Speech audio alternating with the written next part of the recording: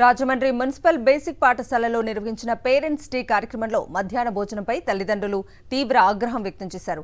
పిల్లలకు ఇంటి నుంచి క్యారేజ్ పంపించాల్సి వస్తుందని ఆవేదన వ్యక్తం చేశారు.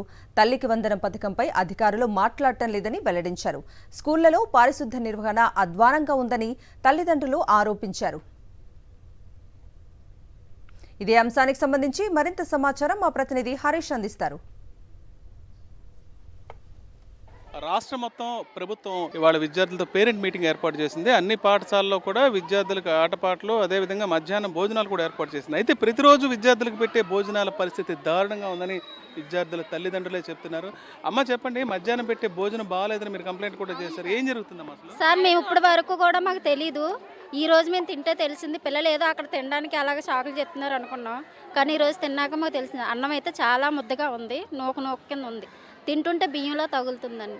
కర్రీస్ అన్నీ బాగానే ఉన్నాయి కానీ రైస్లో చాలా ప్రాబ్లం అండి. దారుణంగా ఉంటే పిల్లలు ఏ రోజు మీకు చెప్పలేదు అసలు ఇక్కడ పరిస్థితి ఎలా ఉందనేది? చెప్పినా సరే మేము ఏదో మామూలుగా చెప్తున్నారు అనుకున్నాం కానీ ఇంత ఎలాగనేసి అని అనుకోలేదు. ఇంటికడ భోజనం గురించి అలా చెప్తున్నారేమో అనేసి అని అనుకున్నాం.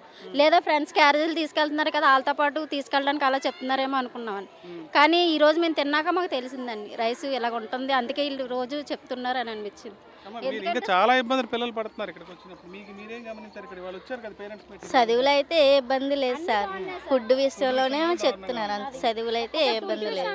వర్షాలు పిల్లలు వర్షాలు చదువుతున్నారండి. మరి గవర్నమెంట్ ఇవి కూడా చూడాలి కదా సార్. పిల్లలకి టాయిలెట్కి వెళ్ళడానికి ఇబ్బందిగా ఉంటుంది, అవి వెళ్ళాలి సార్. ఉన్నాయి సార్, అంటే కొంచెం వాటర్ సదుపాయం ఉండాలి. మెయిన్ వాటర్ సదుపాయం ఉండాలి. నెక్స్ట్ పరిస్థితి క్లీన్ ఉండాలి కదా సార్. నెక్స్ట్ వర్షం వస్తే పిల్లలు ఎక్కడ చదువుతారు సార్?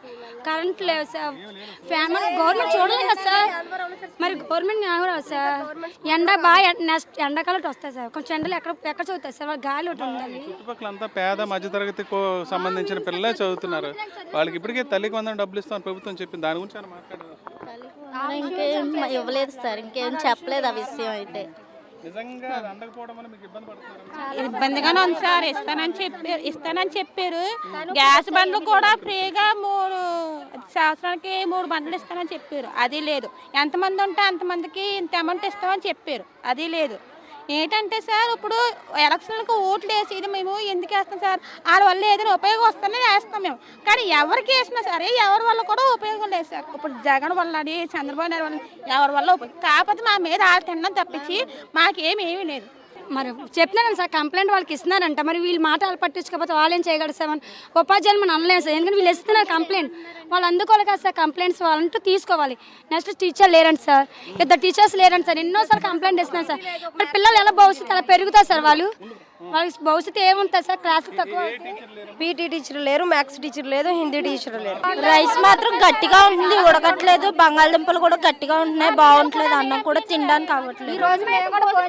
క్యారేజ్ పెట్టకపోతే భోజనం అయితే చేయదు. ఇంటి దగ్గర క్యారేజ్ పెట్టి పంపిస్తే ఆ రోజు తింటది. ఎప్పుడైనా క్యారేజ్ పెట్టడానికి అవ్వకపోతే స్కూల్లో తినమంటే ఇంకా ఆ రోజు తిందండి, ఆకలితో వచ్చేస్తుంది ఇంటికి. రైస్ ఏదైతే ఉందో అన్నం తినలేని పరిస్థితిలో ఉన్నారు. రోజు ఇంటి దగ్గర నుంచి క్యారేజీలు కడుతున్నారని చెప్తున్నారు. అదేవిధంగా ప్రభుత్వం సహాయం చేస్తాన తల్లికి వందనం కార్యక్రమం గురించి ఒక్క మాట కూడా మాట్లాడలేదని, ఆర్థికంగా తామైతే తీవ్ర ఇబ్బందులు పడుతున్నామని ఇక్కడ మహిళలు ఆవేదన వ్యక్తం చేస్తున్నారు. రాజమండ్రి నుంచి విజయసుమతి హరీష్ ఫర్ సాక్షి న్యూస్.